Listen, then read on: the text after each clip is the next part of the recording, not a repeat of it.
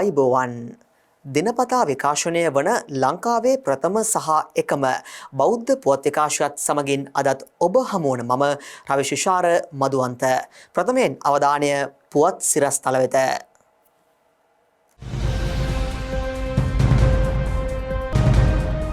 ජනපති අස්කිරි විහාරය වැඳ පුදා ගනිමින් මහනා හිමියන් ඇතුළු පූජනීය සංඝරත්නය බැහැ දකි.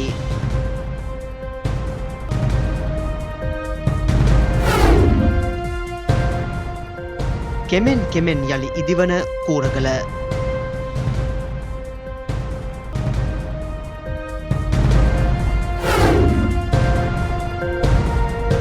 ජාතික පිරිවෙන් දිනයට සමගාමීව පිරිත් දේශනාවක් මල්වතු විහාරීය සංඝරාජ පිරිවෙනේදී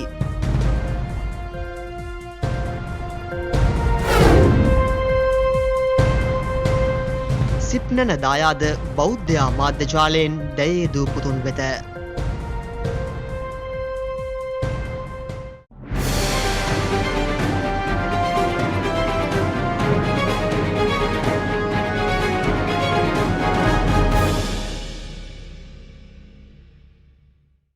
නිරෝගිමත් අනාගත පරපුරක් වෙනුවෙන් කාබනික පොහොර භාවිතයට ගත් පියවර කිසිවිටකත් පසුපසට නොගන්නා බව ජනාධිපති ගෝඨාභය රාජපක්ෂ මහතා අස්කිරි මහානායක හිමියන් ප්‍රමුඛ මහා සංඝරත්නය හමුවේ සඳහන් කළා.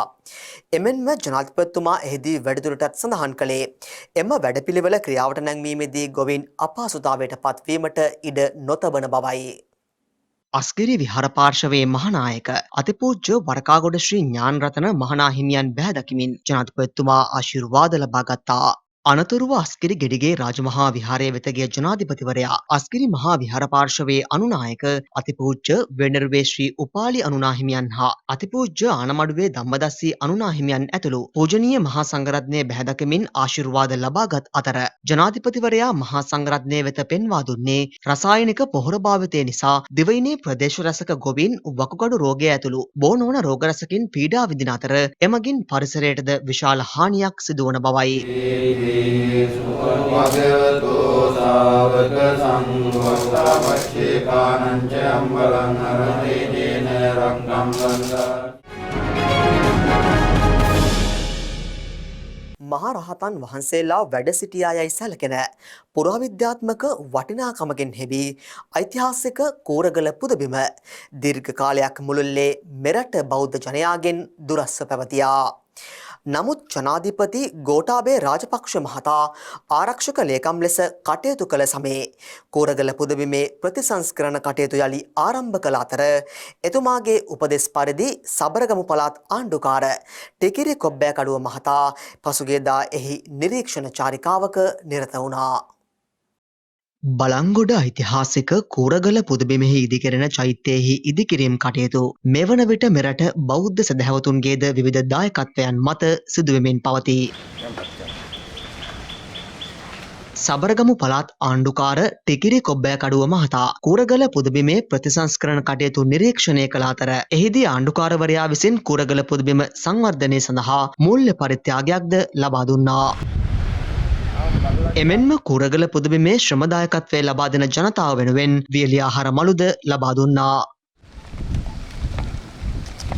මෙම අවස්ථාව සමගින් කෝරගල රාජමහා විහාරාධිපති නෙල්ලිගල ජාත්‍යන්තර බෞද්ධ මධ්‍යස්ථානයේ නිර්මාතෘ පූජ්‍යපාද වතුර කුඹුරේ ධම්මරතන නාහිමියන් ඇතුළු පිරිසක් එක් වුණා. සෑම වර්ෂයකම ජූනි මස 19 වන දිනට යෙදෙන ජාතික පිරිවෙන් දිනයට සමගාමීව දිවයින පුරා පිහිටා තිබෙන පිරිවෙන් විහාරස්ථාන මූලික කරගනිමින් ආශිර්වාදාත්මක පිරිත් දේශනාවන් පසුගිය දින කිහිපය පුරා පැවැත්වුණා.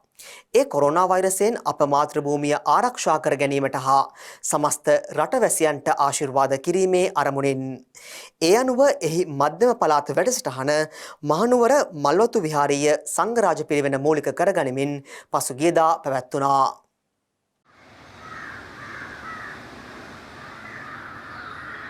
දහම් පාසල් පිරිවෙන් හා භික්ෂු අධ්‍යාපන රාජ්‍ය අමාත්‍යාංශය යටතේ මෙම වැඩසටහන ක්‍රියාත්මක වූයේ විෂය භාර රාජ්‍ය අමාත්‍ය විජිත බේරුගොඩ මහතාගේ අධීක්ෂණයෙන්.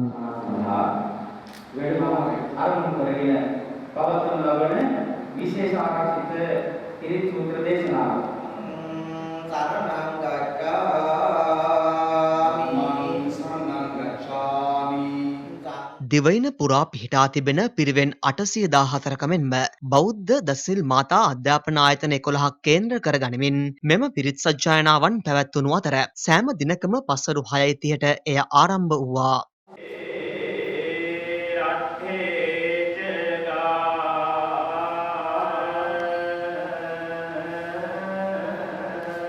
ඒ අනුව පිරිත් දේශනාවේ මධ්‍යම පළාත් වැඩසටහන පසුගියදා මල්වතු මහා විහාරීය සංඝරාජ පිරිවෙන මූලික කරගනිමින් පැවැත්වුණා.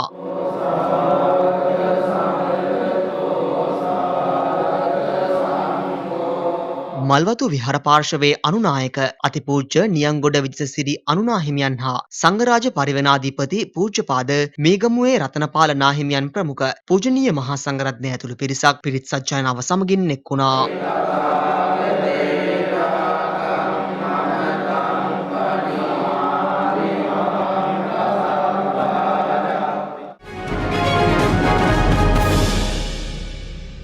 තලාව ශාසනාරක්ෂක බල මණ්ඩලයේ හා තලාව එප්පාවල එක්සත් භික්ෂු බල මණ්ඩලයේ ලේකකාධිකාරී අපවත් වී වදාළ පූජ්‍යපාද කොටිගල්හෙළ රතනසිරි නාහිමියන්ගේ ශ්‍රී දේහය පිළිබඳ ආදාහන පූජෝත්සවය පසුගියදා පැවැත්වුණා.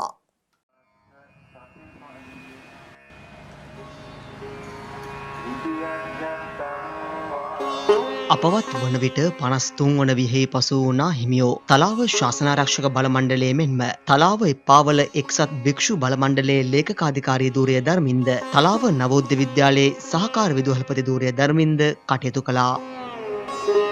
උන්වහන්සේගේ ශ්‍රී දේහය පිළිබඳ ආදාහන පූජෝත්සවය පවතින කොවිඩ් වසංගතය හමුවේ මධ්‍යම නුවරගම් පළාත ආදාහනාගාරයේදී සිදු කෙරුණු අතර ආදාහන පූජෝත්සවය සමගින් උතුරු මධ්‍යම දෙදිසාවේ ප්‍රධාන සංඝනායක පූජ්‍යපාද නුගේතන්නේ පඤ්ඤානන්ද නාහිමියන් ප්‍රමුඛ පූජනීය මහා සංඝරත්නය ඇතුළු පිරිසක් එක්ව සිටියා. ආර්ථික අපහසුතා හේතුවෙන් මාර්ගගත අධ්‍යාපන ක්‍රමවේදයට අනුව අධ්‍යයන කටයුතු සිදු කිරීම සඳහා විද්‍යුත් තාක්ෂණික පහසුකම් සපයා ගැනීමට නොහැකි වී සිටින දූදරුවන් 400 දෙනෙක් වෙත ටැබ් යන්ත්‍ර 400ක් ලබා දීමේ සමාජ සත්කාරක ව්‍යාපෘතියක් ක්‍රියාත්මක කිරීමට බෞද්ධ මාධ්‍ය ජාලය සැලසුම් කර තිබෙනවා. දැයේ දූපුතුන්ගේ අධ්‍යාපන කටයුතු වෙනුවෙන් සිදු කරන මෙම දැවැන්ත ව්‍යාපෘතිය නම් කොට ඇත්තේ සිප්නැන දායාද ලෙසින්.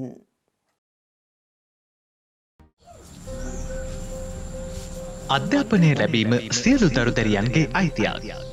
කොරෝනා වසංගතය හමුවේ පාසල් වසා ඇති පසුබිමක මාර්ගගත අධ්‍යයන ක්‍රමවේදය ඔස්සේ අධ්‍යාපන කටයුතු සිදු කිරීමට මෙරට දරුදැරියෝ යොමු වී සිටිනවා. කෙරෙහි විශාල බලපෑමක් ඇති කරයි. යහවන අයවන ශ්‍රේණියේදී ඔබ සෞඛ්‍ය පිළිබඳව බොහෝ පිරිසකට එලෙස අධ්‍යාපන කටයුතු සිදු කිරීමට පහසුකම හිමි වුවත් ඇතැම් ප්‍රදේශවල සිසු දරුදැරියන්ට මාර්ගගත ක්‍රමවේදයට අධ්‍යයන කටයුතු සිදු කිරීමට නොහැකි වී ඇත්තේ ඒ සඳහා පහසුකම් සපයා ගැනීමට නොහැකි වී ඇති පසුබිමක් තුළයි.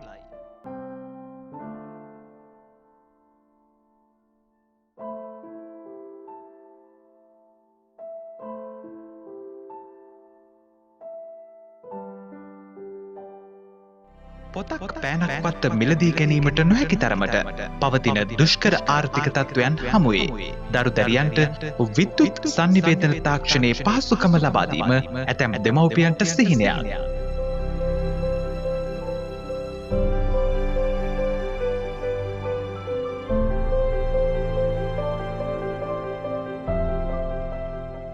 දුෂ්කර ආර්ථික තත්ත්වය හමුවේ දරුවන්ගේ අධ්‍යාපනයේ අයිතිය ගිලිහී යාමට නොදී සිප්නැන දායාද මෙලෙස ක්‍රියාත්මක වන්නේ බෞද්ධ රූපවාහිනියේ 14 වැනි සංවත්සරයට සමගාමී වයි. ඒ සඳහා පරිත්‍යාගශීලී ඔබටත් දායකත්වය ලබා දීමට අවස්ථාව හිමිවනවා. ඔබ අප ලද අධ්‍යාපනයේ අයිතිය රටේ ජීවනාලියට ලබා දෙන්නට එක්වන ඔබේ පරිත්‍යාගයන් බෞද්ධයා පුණ්‍යාධාර අරමුදල නමින් නැති සම්පත් බැංකුවේ ගිණුම් අංකය 027060.3.195 ලංකා බැංකුවේ ගිණුම් අංකය 0481.02.1968 මහජන බැංකුවේ ගිණුම් අංකය 1761.02.130.2 46.69 යන බැංකු ගිණුම් අංක වෙත යොමු කළ හැකි. වැඩිදුර තොරතුරු සඳහා විමසන්න 0.117 215 288 0.114 422 0.22 0.71 359යි 2089 ආර්ථික දුෂ්කරතා හමුවේ ගිලිහෙන සිප් නැන අපේ රටේ ජීවනාලියට දායාද කරන්නට එක්වෙමු.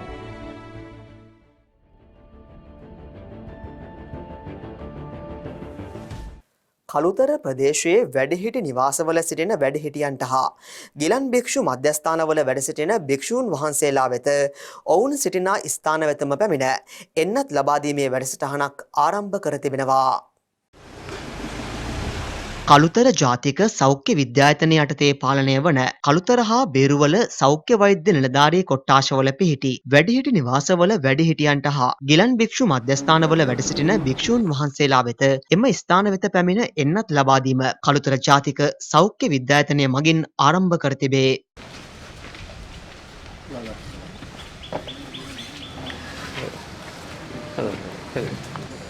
ඒ අනුව කළුතර ජාතික සෞඛ්‍ය විද්‍යායතනයේ වෛද්‍යවරුන් හා කාර්ය මණ්ඩලය මගින් වැඩිහිටි නිවාසවල සිටින වැඩිහිටියන්ට හා ගිලන් භික්ෂු මධ්‍යස්ථානවල වැඩ සිටින භික්ෂූන් වහන්සේලා ඇතුළු 350කට අධික පිරිසකට එන්නත් ලබා දී ඇත.